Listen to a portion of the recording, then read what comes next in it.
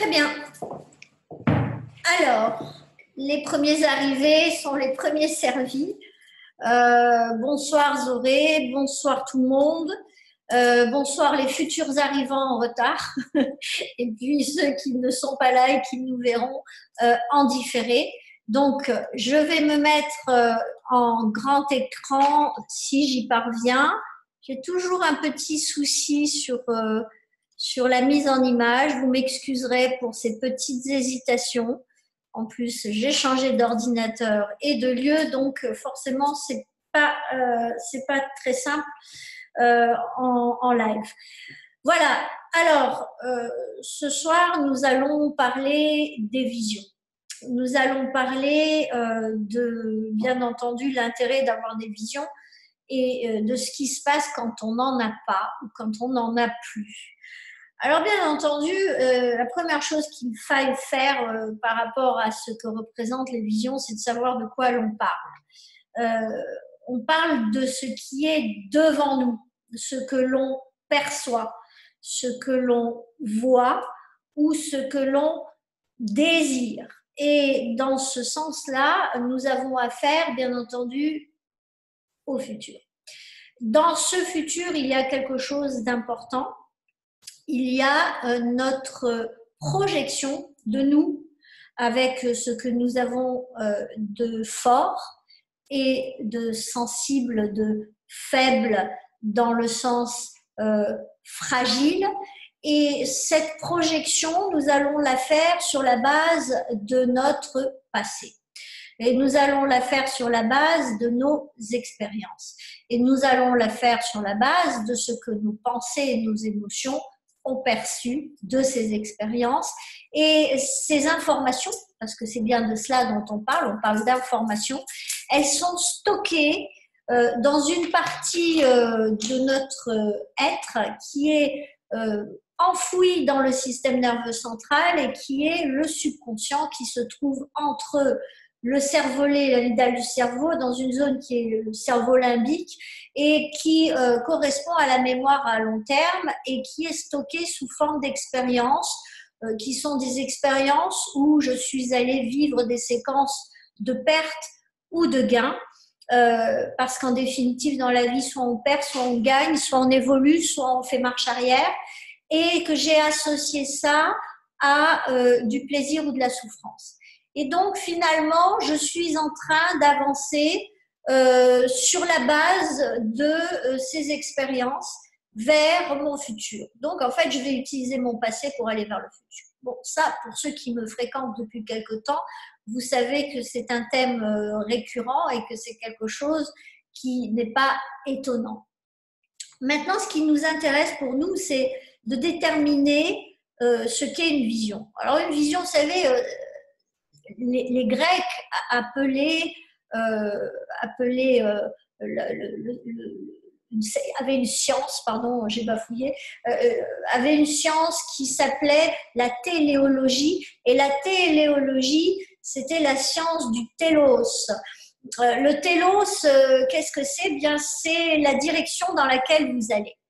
Et la direction dans laquelle vous allez, bien, c'est le sens vers lequel vous vous dirigez et dans lequel vous vous dirigez.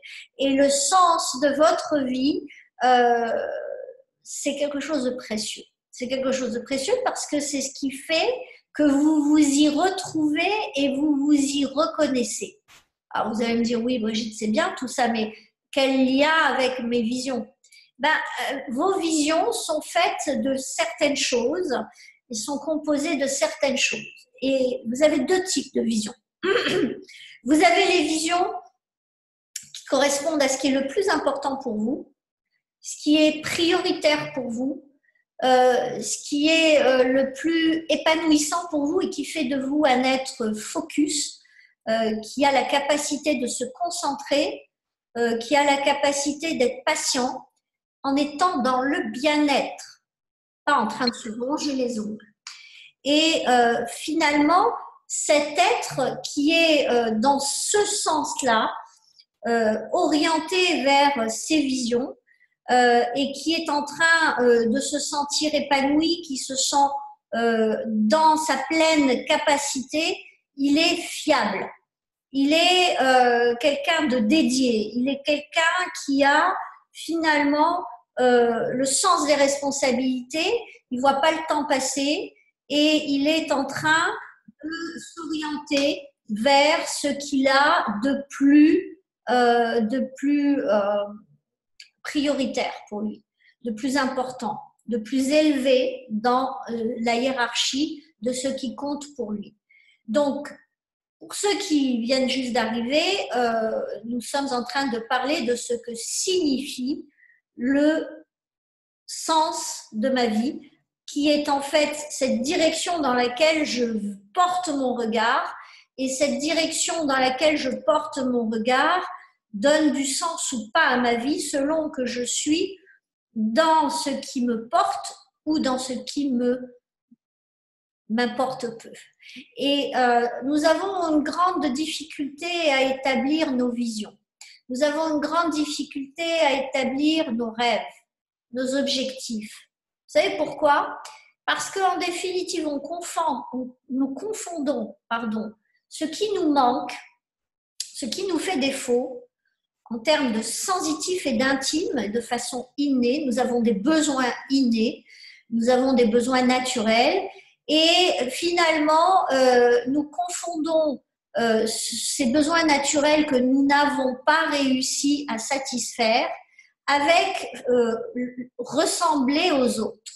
Alors, ressembler aux autres, c'est faire ce que les autres font, qui font que je les admire, que je les admire et qui fait que finalement ils m'insufflent leurs valeurs et que je considère que me sentir en fulfillment, en épanouissement et en réussite, c'est parvenir à développer les mêmes séquences de réussite qu'eux. Et c'est là où je commence le suicide. C'est là où je commence à me détruire. Si j'ai des dons, je vais vouloir absolument faire des choses exceptionnelles et je vais naturellement, sans effort, me retrouver à buter le nez contre quelqu'un qui va s'y intéresser ou à qui je vais parler de cela de façon naturelle, enthousiaste et dans le bien-être et de façon inspirée. Et finalement, je vais sans effort et créer une performance de connexion et de communication qui va être naturelle pour moi, qui va faire partie de mon chemin inné, qui en fait dessine quelque part ma destinée parce que je vais faire des choix dans un sens qui est le sens le plus facile pour moi. Facile ne veut pas dire que je n'ai pas un travail à faire. Alors que quand je suis en train de me dire il faut que je devrais avoir, je devrais obtenir, je suis en train de faire référence à un connu que mon cerveau analytique a déduit comme étant un résultat et a posé des croyances là-dessus sur la base des expériences antérieures dans ma vie qui se comparaient à quelqu'un d'autre. Et là, vous avez un problème. Vous avez un problème parce que vous êtes en train de taper sur ce qui n'est pas forcément votre plus haute priorité. Vous n'êtes pas forcément en train de taper sur ce qui est le plus simple pour vous, ce qui vous anime le plus, ce qui vous habite le plus. Pourquoi? Bien parce que vous allez devoir donner du temps, de l'énergie, des pensées et même de l'argent à ça. Et là, ça va vous poser un problème parce que vous allez devoir faire des efforts. Vous allez devoir développer de l'énergie à un niveau nettement supérieur de ce que va vous demander quelque chose qui vous inspire. Donc, le premier job à faire quand vous avez une vision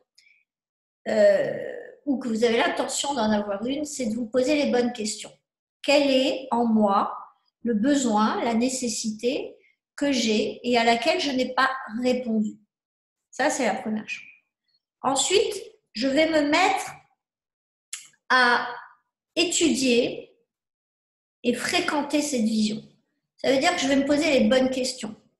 Je vais me demander, dans le sens de cet inné et ce naturel auquel je n'ai pas encore répondu par des résultats, je vais finalement me dire qui je désire être, quoi je désire être.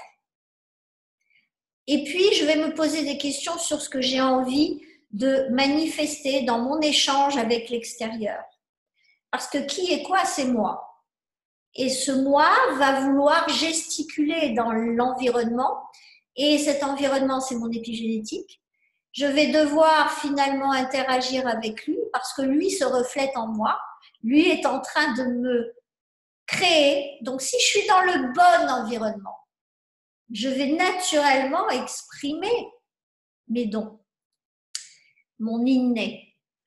Mais si je ne suis pas dans le bon environnement, si je suis là parce que j'ai l'habitude d'être là, si je suis là parce que mes parents m'ont fait naître là, si je suis là parce qu'il y a des gens que je connais et que je n'ai pas le courage d'aller ailleurs et que c'est mieux d'être là que seul et parce que là je nie mes dons, forcément que je vais me retrouver en situation où finalement, au lieu d'aller vers ce qui est le plus simple pour moi, je vais aller vers ce qui est le plus compliqué.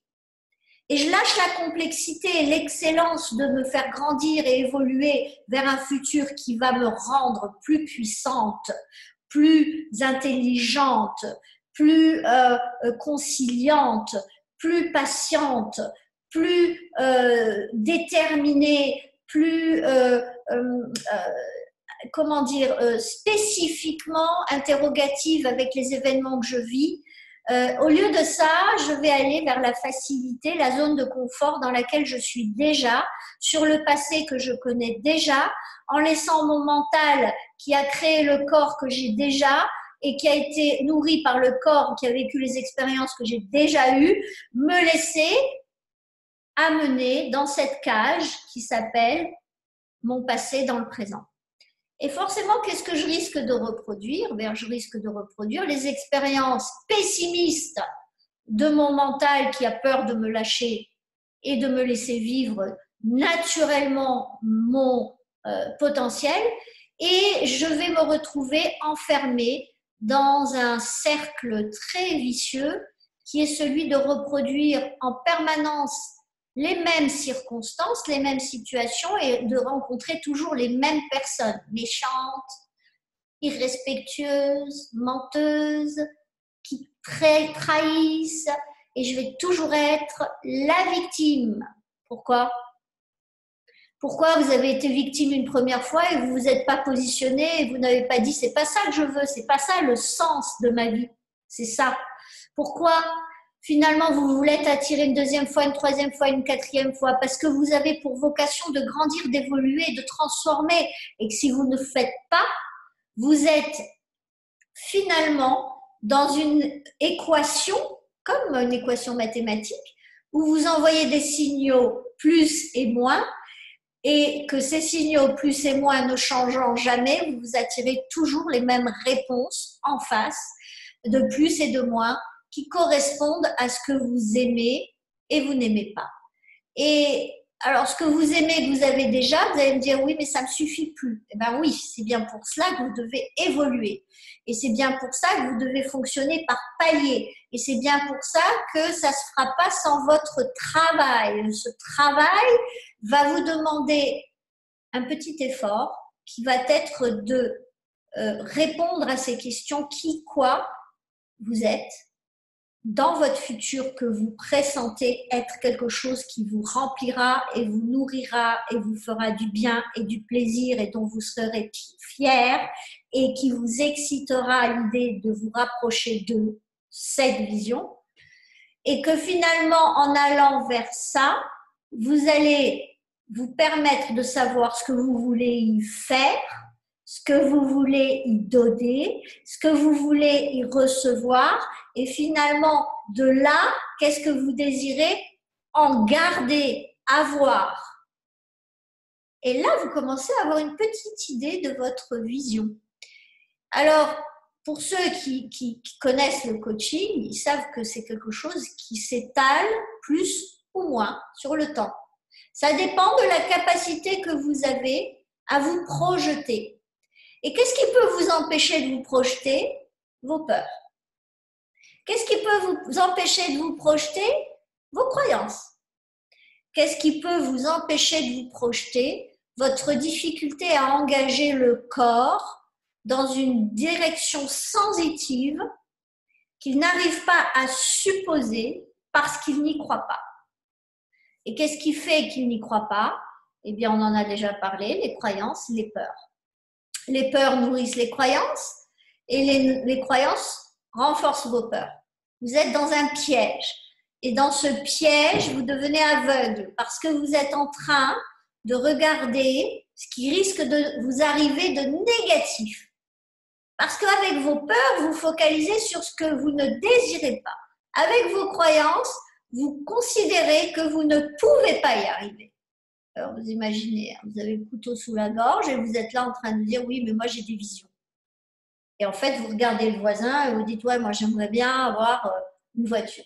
Ah ben moi j'aimerais bien avoir un livre. Ah ben moi j'aimerais bien avoir un bureau. Ah ben mais si ça se trouve, vous rêvez que de vendre des sardines sur une plage, hein, et d'avoir une hutte avec juste une connexion au monde moderne, si on peut l'appeler comme cela, vu l'état d'inintelligence auquel nous sommes arrivés.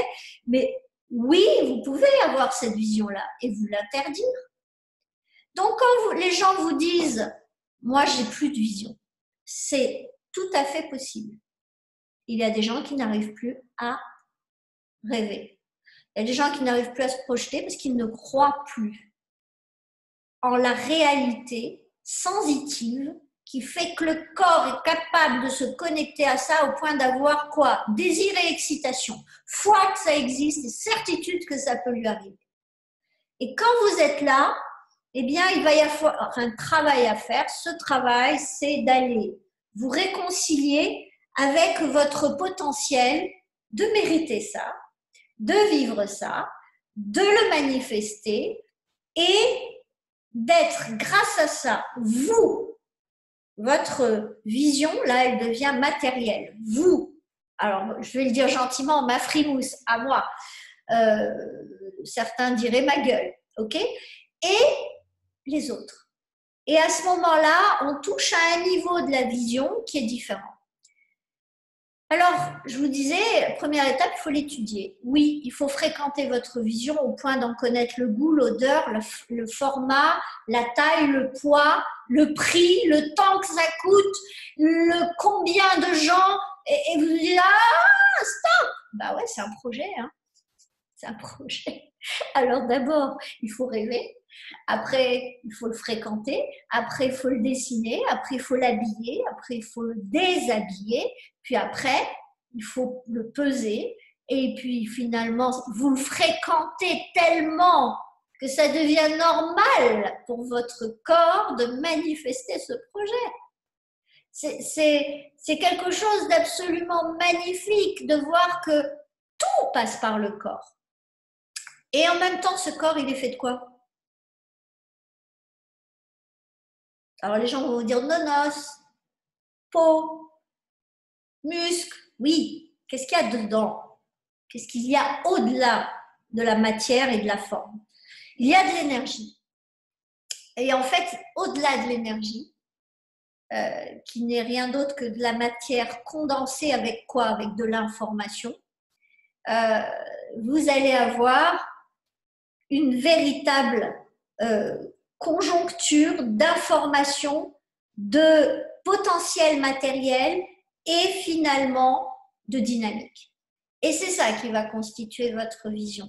C'est cet ensemble que vous allez devoir chérir et vous allez devoir répondre de façon matérielle, énergétique et informationnelle à votre vision, au corps, à votre mental, conceptuellement, et vous allez devoir projeter ça en faisant le travail de le vivre à l'interne. Alors tout de suite, parce que j'ai eu quelques petits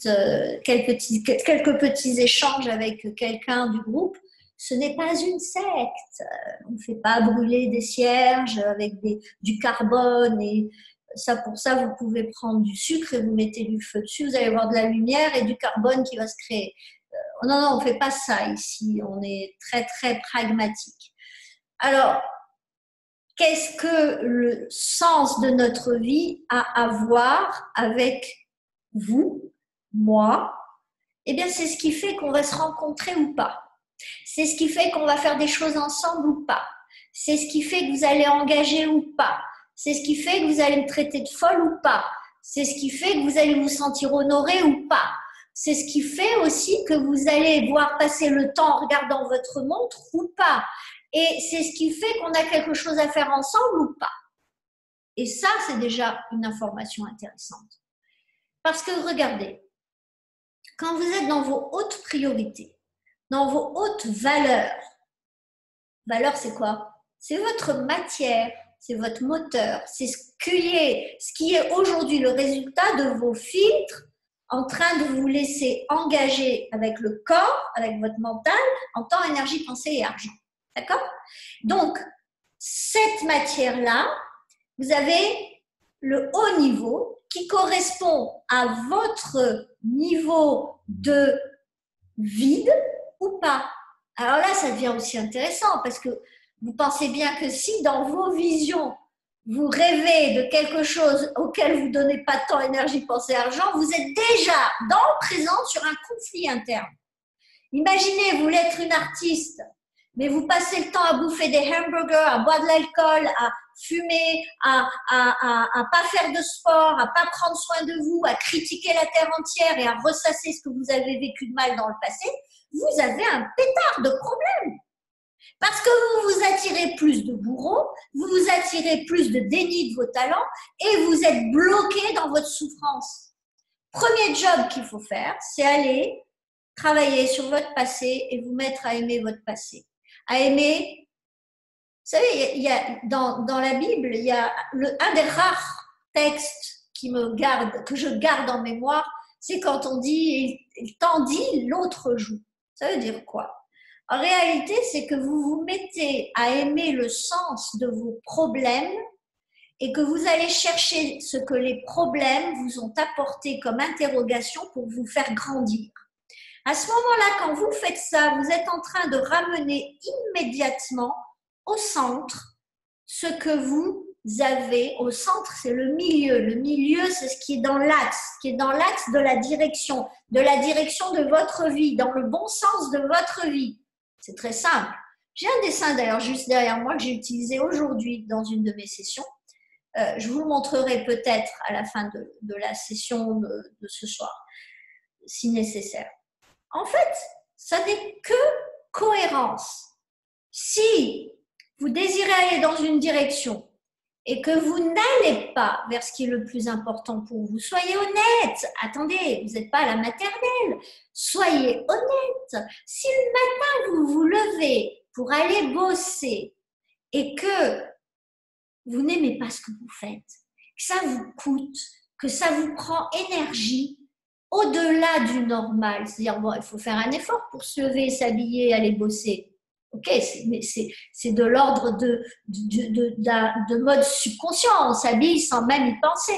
Si vous devez vous mettre à entrer en effort pour vous apprêter à aller vivre votre journée, c'est que quelque part, vous avez un réel problème qui est un conflit interne entre ce que votre mental vous demande d'aller faire et ce que votre corps a envie d'aller vivre.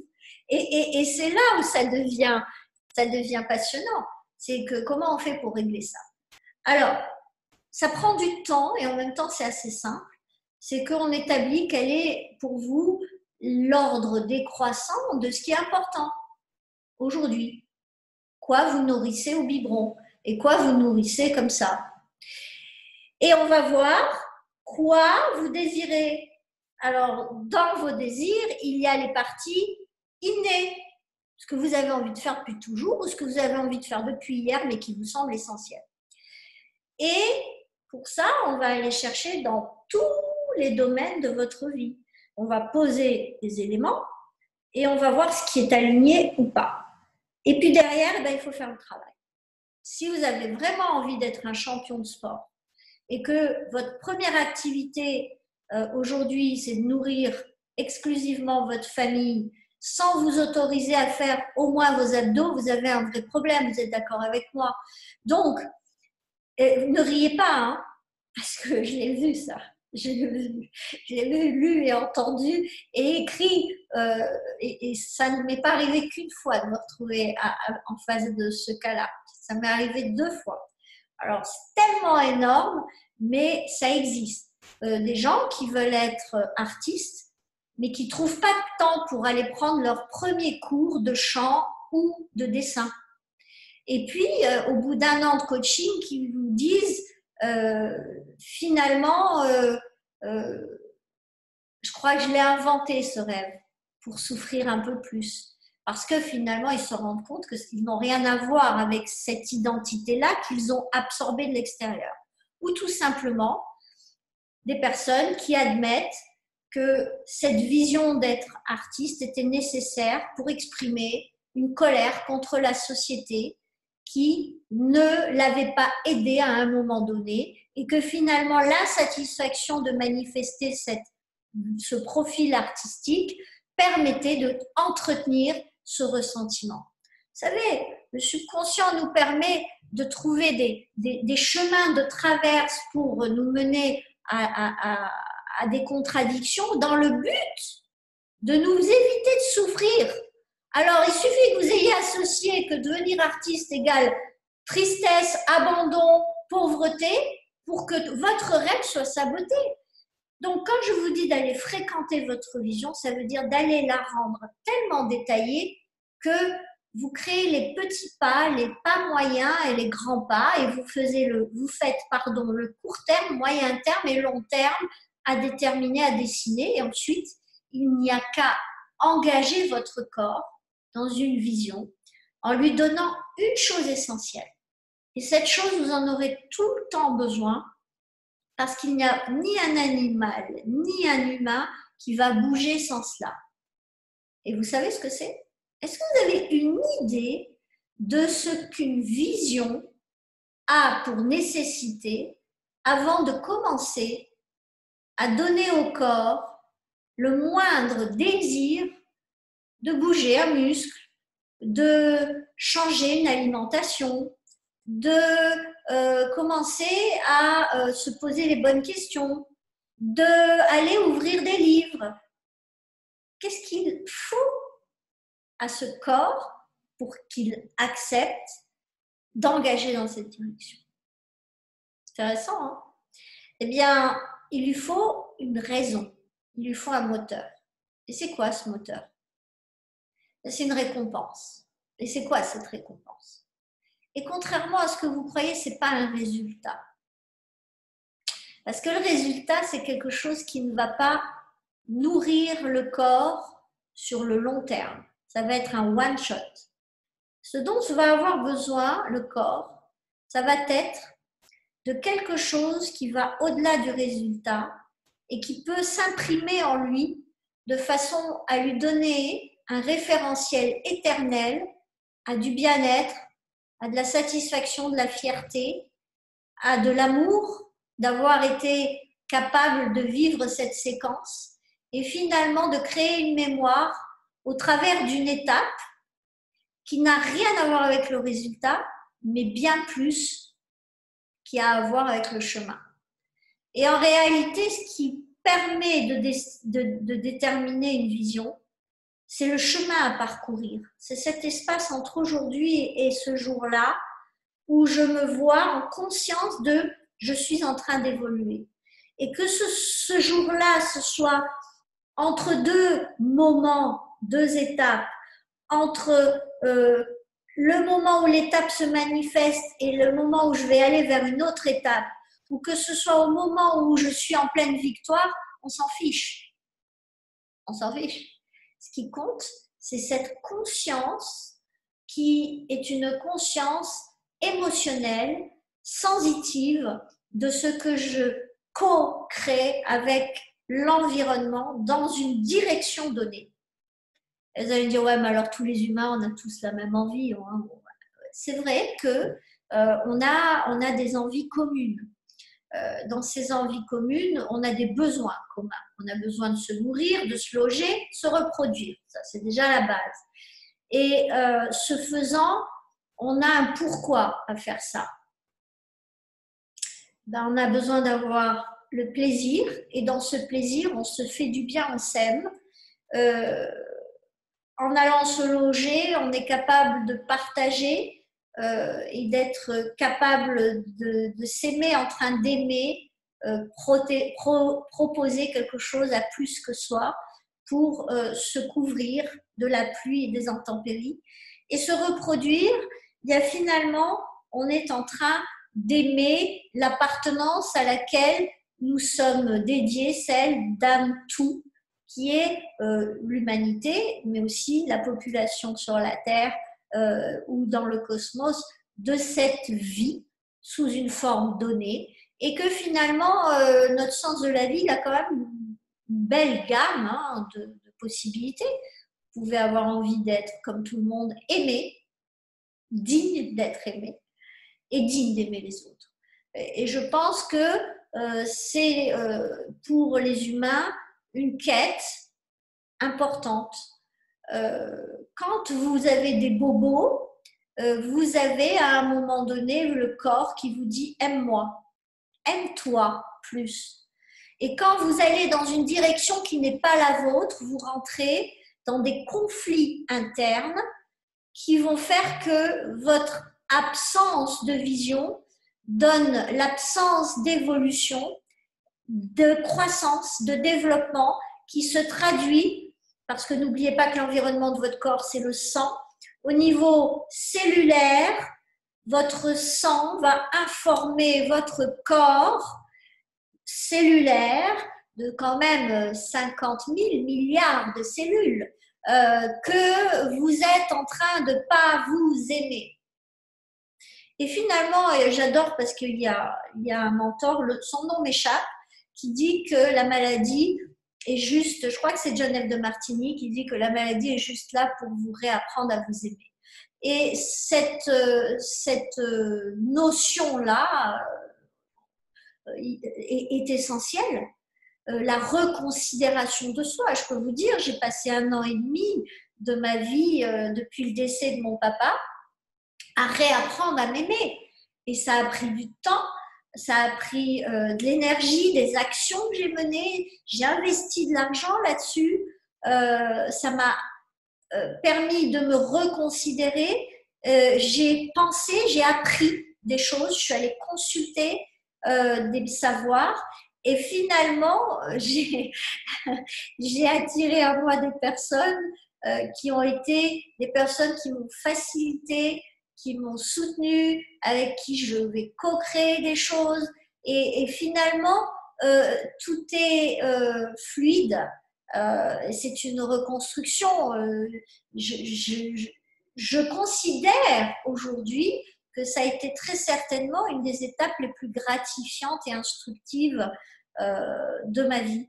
Parce que nous avons tous des saisons, et il y a des saisons où nos visions, à court terme, moyen terme, sont accessibles. À long terme, vous ne savez pas ce que vous ne savez pas. Pourquoi je dis ça? Vous pouvez vous imaginer devenir quelqu'un qui compte sur la planète. C'est très long terme ou à moyen terme, ça dépend des gens et de là où vous en êtes.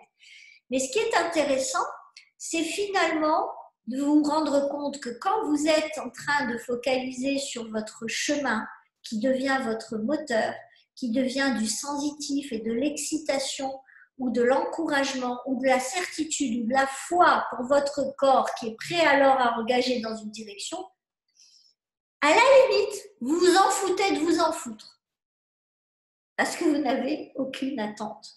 La seule attente que vous ayez, c'est ce que vous ressentez à l'intérieur et le pourquoi vous avancez vers devant vous, qui a une forme plus nette devant vous, moins nette à moyen terme, et à long terme plutôt floue, et vous allez vous rendre compte qu'au moment où vous allez franchir vos paliers, vous ne pouviez pas imaginer ce que vous ne saviez pas qui allait se passer et qui allait vous amener à Barcelone, ou à rencontrer telle personne, ou aller faire dans tel pays africain ou européen vos conférences. Vous ne le saviez pas. Vous ne supposiez pas cette information sous cette forme-là. Et donc, il y a dans les visions une notion de lâcher prise et de foi en focalisant sur le chemin. Le chemin, c'est dans quel état je veux aller vers ce qui est précieux pour moi, de là où je suis, à court terme, parce que ça, je peux le gérer. À moyen terme, si j'ai déjà fait un certain chemin et que j'ai le potentiel d'anticipation pour aller voir à moyen terme. Et puis surtout, n'oubliez pas, il y a des règles. C'est qu'une vision, le sens de votre vie nécessite que vous soyez autorisé d'aller dans cette direction. Et cette autorisation, vous allez devoir finalement la nourrir de quelque chose de précieux qui est que votre mental et votre corps, en allant dans cette direction et en voyant vous aller vers ce type de temps donné à ça, d'énergie et d'action posée sur ça, d'apprentissage pour pouvoir être, faire et avoir ça, dans tellement de moyens ou tel moyen posé là, que votre corps soit OK avec le mental qui valide que c'est intéressant et votre subconscient qui va dire c'est bon pour elle. À ce moment-là, vous allez enclencher quelque chose d'absolument incroyable qui s'appelle la loi d'attraction. Alors, tout le monde en parle, à chaque fois je le dis, mais parce qu'à chaque fois je l'aborde de façon différente, parce qu'en définitive, c'est votre niveau de foi. Et c'est quoi la foi? Les gens vous disent, ouais, la foi, non, c'est très intéressant.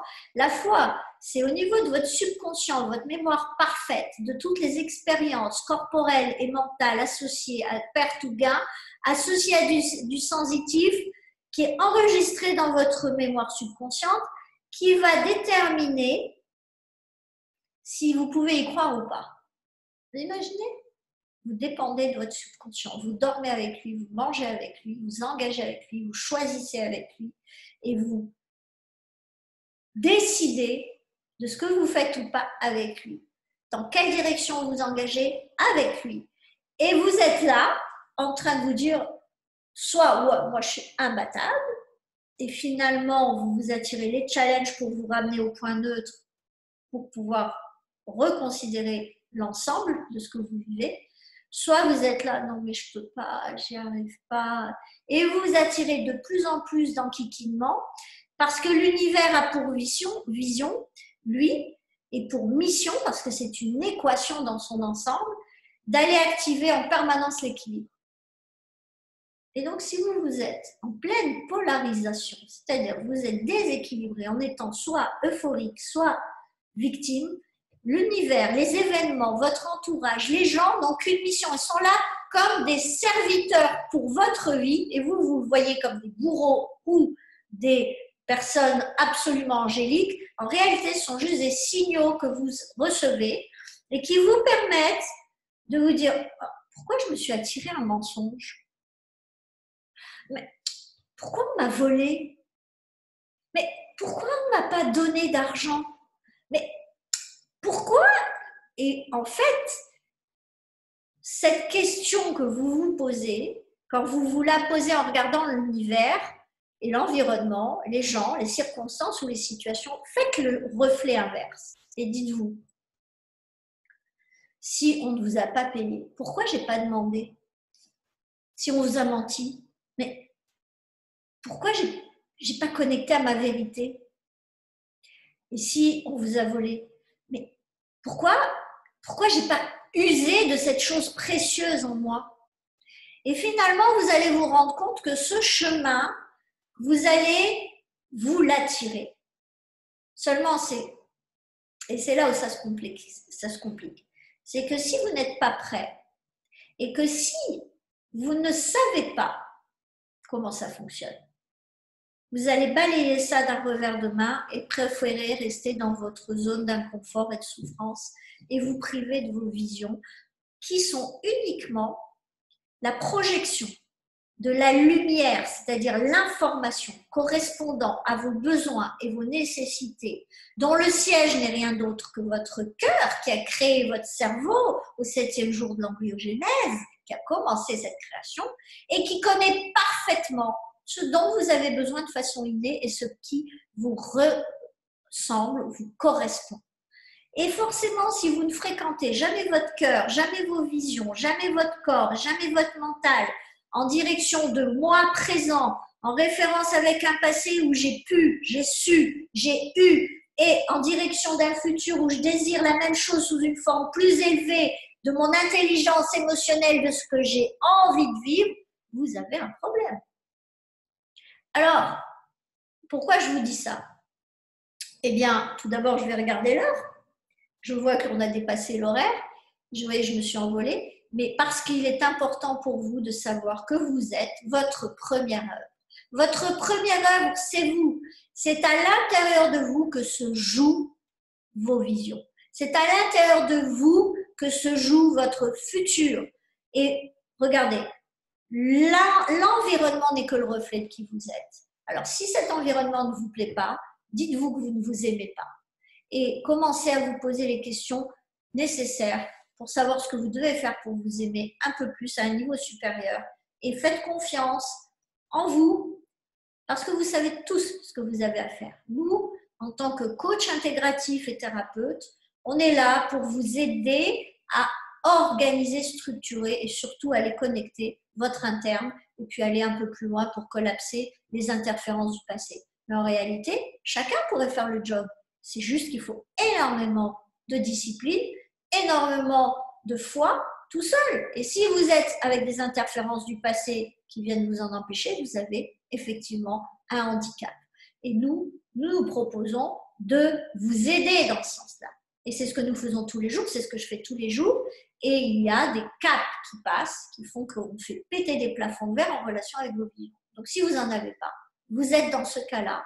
Vous avez tous les cas que je vous ai traduits dans cette conférence et transmis qui vous permettent de savoir un petit peu plus pourquoi vous pourriez avoir du mal à vous projeter.